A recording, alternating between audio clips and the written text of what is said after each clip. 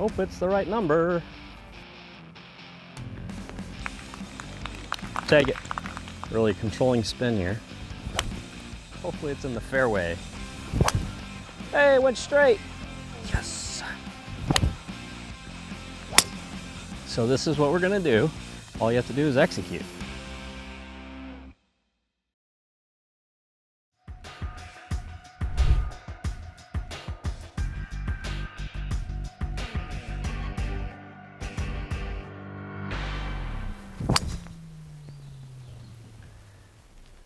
Pulled it.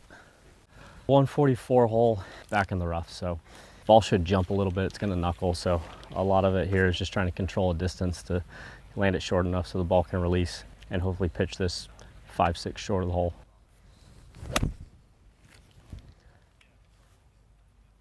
Sit. I just need to talk through it more because that was very good. We're not changing balls week to week based on different conditions or anything like that. We're playing golf balls that fit our game and fit, you know, the stuff that we like to see. For me, I'm big on flight, being able to, you know, see the ball stay on a good trajectory, especially with, you know, short and mid irons into the wind. I've always been able to hit it up in the air pretty well if needed. So I typically like something that's maybe on the lower kind of trajectory than, you know, some other guys might like. I think with that, I'm able to incorporate some more spin, or I can get away with more spin because the ball's staying down. I'm gonna try and kind of cut a 7 to help take a little bit of distance off of that. So for me, being an 80 shot, that's gonna cut in there, and hopefully that takes the water out of play for me.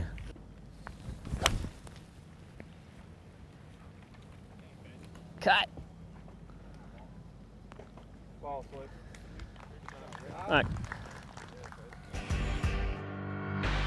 Not much to say here other than just hopefully it's in the fairway. Hey, it went straight.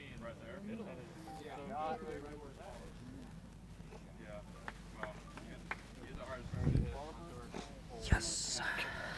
For me here, we have 160, a little back into the breeze. You know, with the cover on the TP5 and the way I'm able to flight it, you know, I won't see the ball kind of float or rise into the wind, so it should stay on its flight nicely.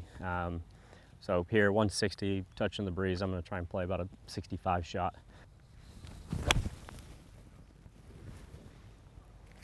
Hope it's the right number. It was a good line, just past it. Take it. So this year I played both the TP5X and the TP5. Winning the TP5X, I was seeing some good benefits there. The ball is fast, it goes far.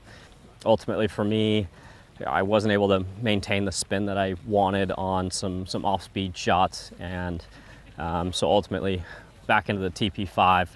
For me, there's just a little bit more control, giving up distance, but both great options. I mean, like I said, the TP5X just, it goes, does really well in the wind, and it's always nice when you have that little extra. But the TP5's been great for me. There's a bit more spin on it, which is more in the ranges that I like, typically around maybe high 6 to 7,000 with a 7-iron. Obviously, depending on the shot, it can vary from there. But for me, like I said, the TP5 maintains its spin a little bit better on off-speed shots. Both great options. More distance on the TP5X, a little more control with the 5. So there's the two.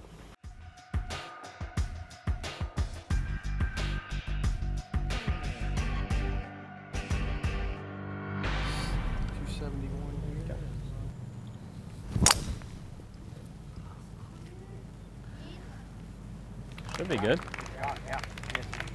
242 hole, a little bit of help behind us, 228 cover, so stock 4 irons about 225 for me. Need to hit a good one, if anything. Hopefully get that help and pitch it in low 230s would be great. Oh, hang.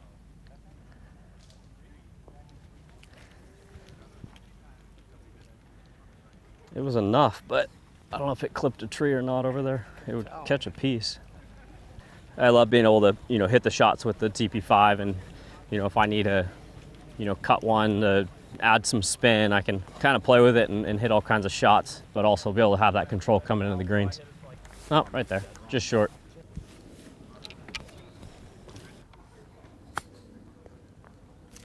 It's soft. It just dug in. Here, just kind of a normal shot around the green. Not tucked or anything right now, but with the TP5, having control around the greens is nice. Being able to either hit the kind of low one that's spinning a bit more up and still stopping. Having good contact's the big key, but having control around the greens is nice, and obviously something you need.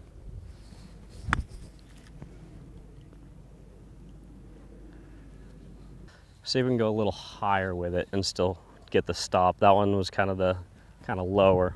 See if we can get a little more height with it.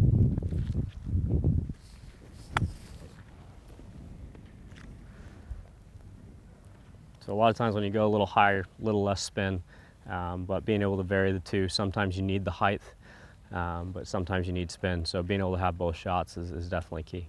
Yeah, so just going through a few shots here from the day. Driver on 14.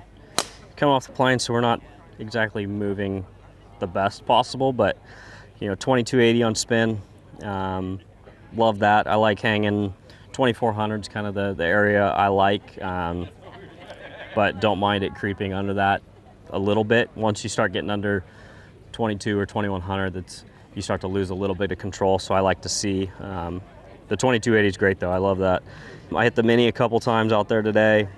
Ball speed varying based on how well it was hit, but anywhere from 66 to almost 73 there on 18. So I've seen that kind of, usually it's about 2 miles an hour slower than my driver, but spins were great. Anywhere from mid to high twos off the tee, which, basically having the mini in there as a 3-wood option.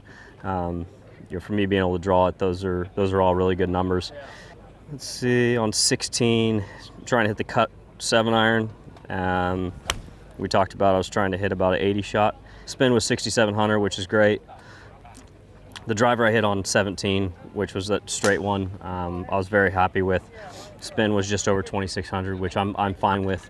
Like I said, having some spin is definitely something that gives you the control, and that's something I like to see. And 17 fairway into the green there. I was trying to hit a 165 shot. It says the carry was 164.8. Flew it a little past the hole. Didn't get hurt as much as I thought there, but and the spin was just about 7,000. So maybe a touch on the low side for me, and that's maybe why I did a little bit better into the wind than I thought it would. But those are all within reason and good feedback.